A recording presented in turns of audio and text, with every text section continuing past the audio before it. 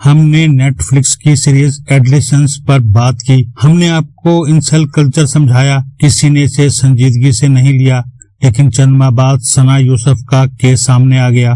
ہم نے آپ کو یہ بتایا کہ ماحولیاتی تبدیلی پاکستان کے شہروں کو صفائی ہستی سے مٹا دینے کی صلاحیت رکھتی ہے.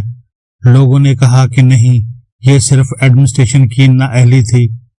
کچھ دنوں بعد موسلادھار بارشیں ہوئیں اور ملک بھر میں تقریباً 100 اموات ہوئیں. راولپنڈی، اسلام آباد، پنجاب کے مختلف شہروں میں. ہم نے آپ کو بتایا کہ پاکستان عالمی جینڈر گیپ انڈیکس میں سب سے نیچے ہے. یہ ان ممالک کی فہرست ہے جو عورتوں کو انصاف نہیں دیتے. یہ ان ممالک کی فہرست ہے جو عورتوں کو مواقع نہیں دیتے. لوگوں نے کہا کہ یہ مبالغہ آرائی ہے. کہا گیا کہ تم یہ چاہتے ہو کہ بچے بغاوت کریں، عورتیں اپنے مردوں کے خلاف بغاوت کریں.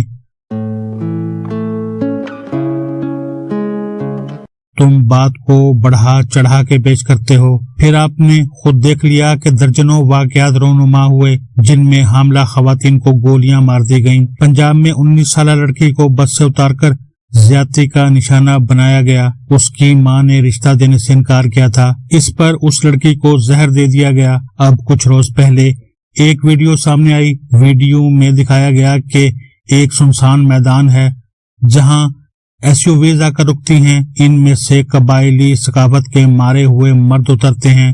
خود کو قبائلی شخصیت کہتے ہیں. ان کے پاس اپنی مرضی کے ہتھیار ہیں جو بازار سے بآسانی مل جاتے ہیں. ایک جوڑا وہاں موجود ہے.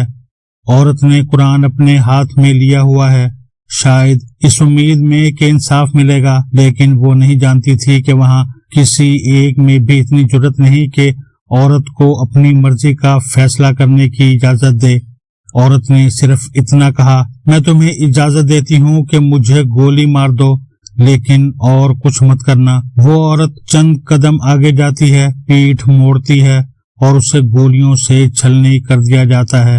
اس کے شوہر کو بھی مار دیا جاتا ہے.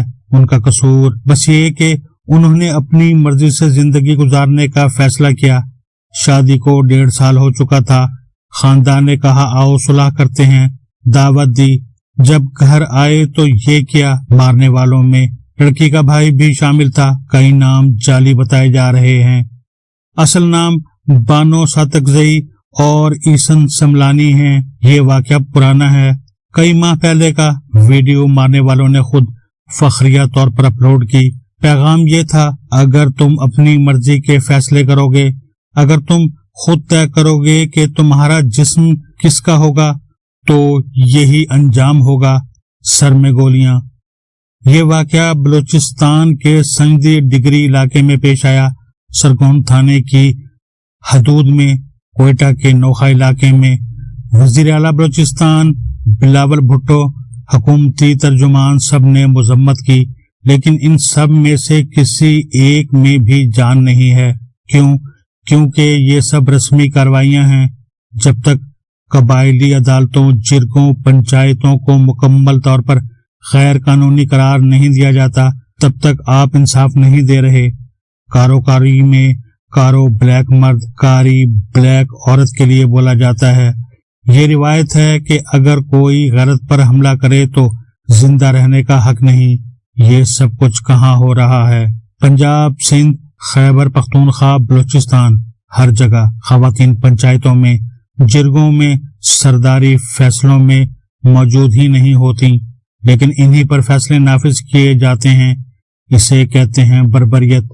اگر ریاست واقعی ریاست ہوتی تو اس کے پاس طاقت کا واحد اختیار ہوتا.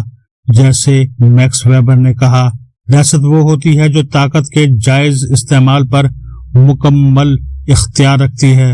جب ریاست قبائلی کوڈ، سنگ چٹی، ونی، سوئرا، زنا بالجبر، جبر، سزاؤں کو خود قانونی حیثیت دیتی رہی تو آج کس اخلاقی حیثیت سے دعویٰ کر سکتی ہے کہ وہ انصاف دے رہی ہے؟ آج بھی پاکستان میں 3 قسم کے قانون موجود ہیں. نمبر 1 ریاستی قانون، نمبر 2 شرعی قانون، نمبر 3 قبائلی قانون. یہی تو اصل مسئلہ ہے. ریاست کی رٹ نہیں ہے. آج بھی ریاستی عدالتوں پر اعتبار نہیں. انصاف سست ہے. लोग जिरगा और पंचायत को तरजीह देते हैं, तो अगर रियासत एक ही कानूनी निज़ाम नाफिज नहीं कर सकती तो वो रियासत नहीं। और जो लोग खवातीन के लिए फैसला करते हैं जबकि औरत इन फैसला साजों में शामिल ही नहीं, तो ऐसे निज़ाम की तबाही ज़रूरी है। मैं इन तमाम लोगों को चैलेंज करता हूँ जो मजम्मतें कर रहे हैं।